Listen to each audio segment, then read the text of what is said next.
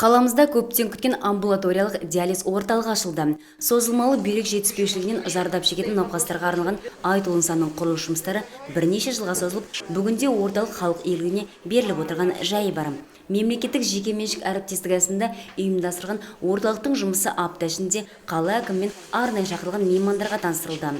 Атаулы нысан арнайы медициналық аппараттармен жабдықталып, бір күнде 50-ге жоқ пациенттерді қабылдауға мүмкіндік болса керек. Степногорскағы диализдік центрде 10 аппарат бар, сондықтан күніне 50 пациентті қабылдай аламыз. Бізде 3 смена болады. Осы бір адам 4 сағатта диализдік процедура алады. Кейін осы бір күнде 3 сменаны қабылдай аламыз. Орталық қалалық аурухана ғимаратында орналасып, барлық рәсімдер ақысыз негізде кепілді мемлекеттік тапсырыс шеңберінде орналады. Созылмалы бүйрек жеткіліксіздігі бар пациенттерді апарып әкелу клиниканың қызметтік автокөлігімен жүзеге асырылатын көрінеді. Арнайы кездесу жалғасында осылай мәлімдеген мамандар бүгінде аталмыш орталықтар Ақмола облысында ашылып отырған 3-ші филиал болса, жалпы ел төңірегінде 17-ші нысан екенін алға тартуда.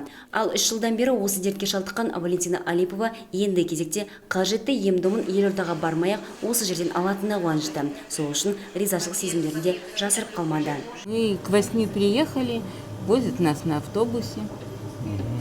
Приехали, нам сделали диализ, отвезли домой. Большое спасибо всем.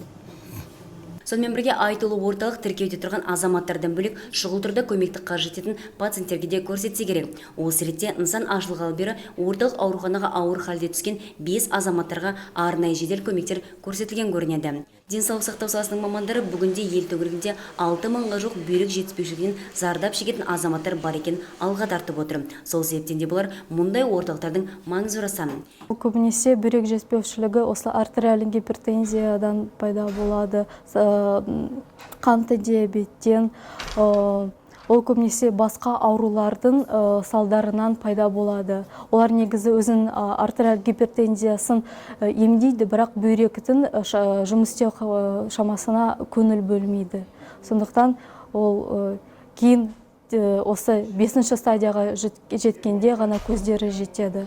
Бұл 5-ші стадияда ол тек қана трансплантация немесе диализ арқылы емдеуге болады. Қазіргі таңда Қазақстан бойынша 6000-ға жуық адамдар бүйрек жетіспеушілігімен зардап шегіп жатыр. Сондықтан да осы ауруды болдырмау үшін скринингтен өту және де бір жылда 2 рет терапевтке барып, өз анализдерін кретинге тапсырып, өзінің бүйректі жұмыс істеу шамасын анықтау қажет, міндетті.